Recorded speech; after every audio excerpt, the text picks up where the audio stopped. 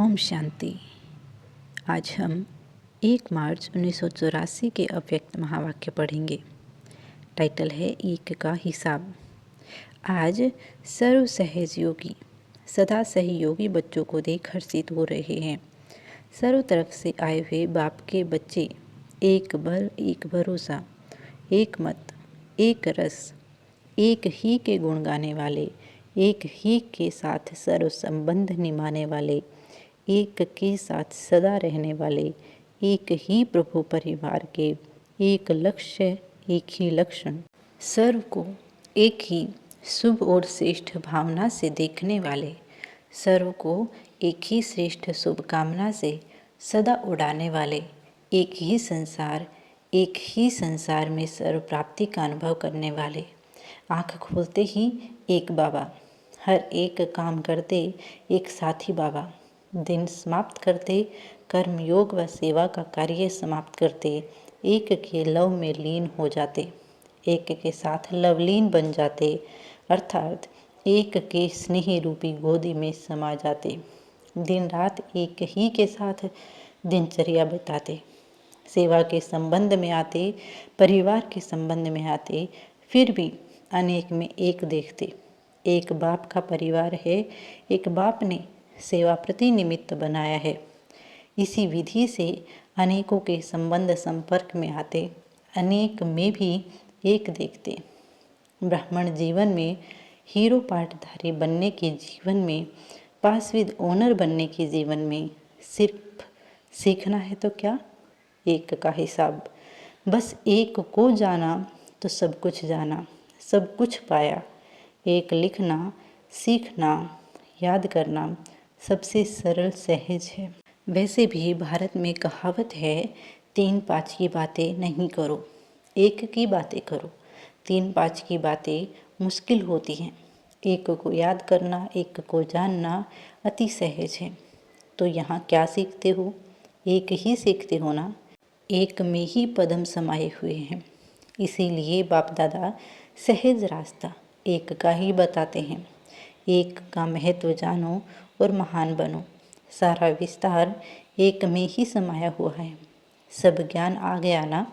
Double foreigners तो एक को अच्छी तरह से जान गए हैं ना। अच्छा, आज सिर्फ आए हुए बच्चों को रिगार्ड देने के लिए, स्वागत करने के लिए एक का हिसाब सुना दिया। बाप दादा आज सिर्फ मिलने के लिए आए हैं। फिर भी सीखने लगे बच्चे जो आज व कल आए हैं, उन्हों के निमित्त कुछ न कुछ सुना लिया। बाप दादा जानते हैं कि स्नेह के कारण कैसे मेहनत कर आने के साधन जुटाते हैं। मेहनत के ऊपर बाप की मोहब्बत पदम गुणा बच्चों के साथ है। इसीलिए बाप भी स्नेह और गोल्डन वर्सन्स से सभी बच्चों का स्वागत कर रहे हैं। अच्छा, सर्व चारों ओर के स्नेह में लवलीन बच्चों को, सर्व लगन में मगन रहने वाले मन के मीत बच्चों को, सदा एक बाप के गीत गाने वाले बच्चों को, सदा प्रीति की रीति निभाने वाले साथी बच्चों को बाप दादा का याद प्यार और नमस्ते। हम बच्चों का भी बाप दादा को याद प्यार और नमस्ते। अभी अव्यक्त बाप दादा की पर्सनल मुलाकात है। सबसे पहले जर्मन ग्रुप से सभी अपने को सदा श्रेष्ठ भाग्यवान, श्रेष्ठ आत्माएं समझते हो। सदा यह खुशी रहती है कि हम ऊंचे से ऊंचे बाप के बच्चे हैं, क्योंकि जैसा बाप वैसे बच्चे हैं ना। बाप सदा खुशी का भंडार है, तो बच्चे भी बाप समान होंगे ना। कभी भूलना, कभी याद रहना, इससे जीवन का मज़ा नहीं आ सकता। जब एक रस स्थिति हो तब जीवन में मज़ा है। कभी नीचे होंगे, कभी ऊपर होंगे तो थक जाएंगे। वैसे भी किसको कहो बार बार नीचे उतरो ऊपर चढ़ो तो थक जाएंगे ना। आप सब तो सदा बाप के साथ साथ रहने वाले बाप समान आत्माएं हो ना।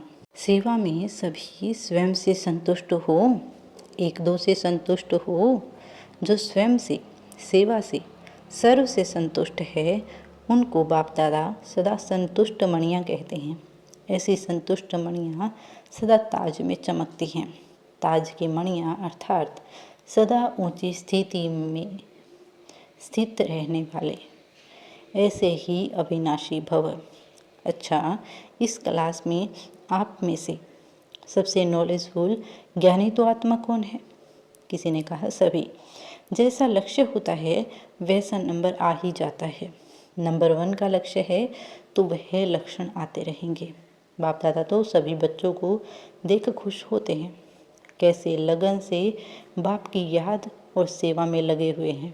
एक एक रतन बाप के आगे सदा ही महान है। बिना बाप की याद और सेवा के सारे दिन में चैन आता है कि बस वही लगन लगी रहती है। रिजल्ट अच्छी है जर्मनी की, रतन भी अच्छे अच्छे हैं और सेवा में जगह जगह विस्तार भी अच्छा किया है। इसको कहा जाता है बाप समान रहमदिल आत्माएं। अभी हिंदी के अक्षर याद कर लो, थोड़ा थोड़ा तो हिंदी सीखेंगे ना।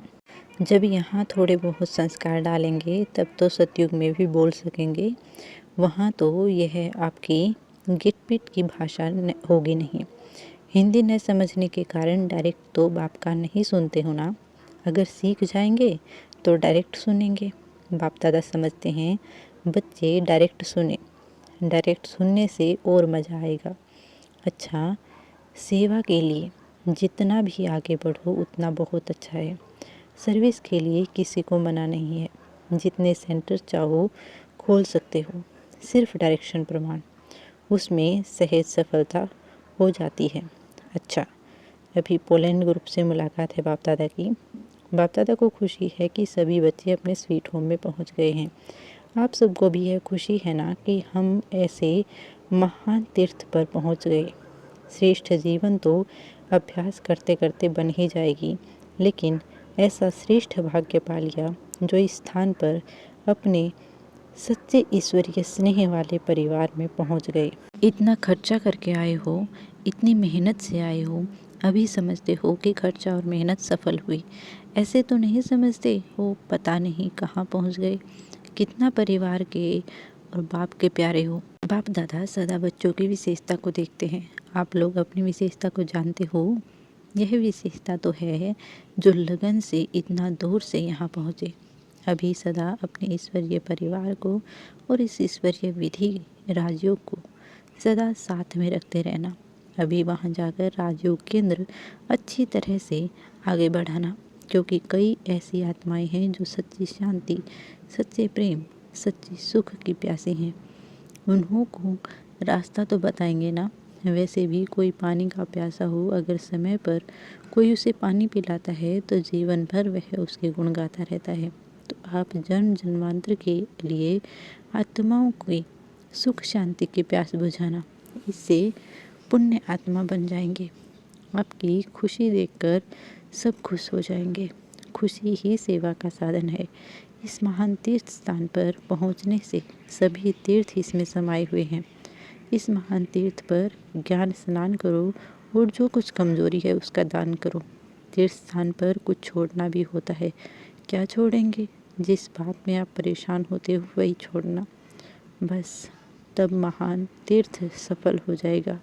यही दान करो और इसी दान से पुण्य आत्मा बन जाएंगे, क्योंकि बुराई छोड़ना अर्थात अच्छाई को धारण कर। जब अवगुण छोड़ेंगे, गुण धारण करेंगे तो पुण्य आत्मा हो जाएंगे। यही है इस महान तीर्थ की सफलता। महान तीर्थ पर आए यह तो बहुत अच्छा, आना अर्थात भाग्यवान की लिस्ट में हो जाना। इतनी शक्ति है इस महान तीर्थ की, लेकिन आगे क्या करना है? एक है भाग्यवान, दूसरा है सौभाग्यवान बनना, और उससे के आगे हैं पद्मा पदम भाग्यवान बनना। जितना संग करते रहेंगे, गुणों की धारणा करते रहेंगे, उतना पद्मा पदम भाग्यवान बनते जाएंगे। अच्छा, सेवाधारियों से यज्ञ सेवा का भाग्य मिलना यह भी बहुत बड़े भाग्य की निशानी है। चाहे भाषण नहीं करो, कोर्स नहीं कराओ, लेकिन सेवा के मार्क्स तो मिलेंगे ना। इसमें भी पास हो जाएंगे। हर सब्जेक्ट की अपनी अपनी मार्क्स हैं। ऐसे नहीं समझो कि हम भाषण नहीं कर सकते तो पीछे हैं। सेवाधारी सदा ही वर्तमान और भविष्य फल के अधिकारी हैं। खुशी होती है ना।